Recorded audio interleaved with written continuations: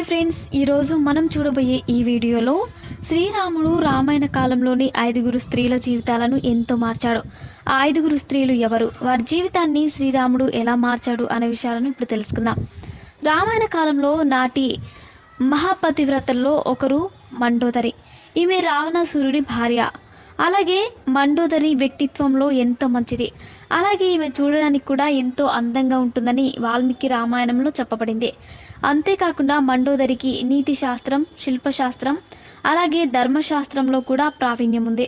అలాగే మండోదరి రావణాసురుని ఒక భర్తగా పూజిస్తూనే అతడు చేసే తప్పులను ఎప్పుడూ చెబుతూ ఉండేది.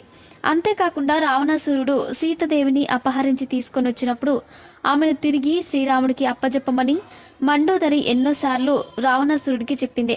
కానీ ఆమె మాటలను రావణాసురుడు వినలేదు. చివరికి రాముడి చేతిలో రావణాసురుడు చనిపోయాడు.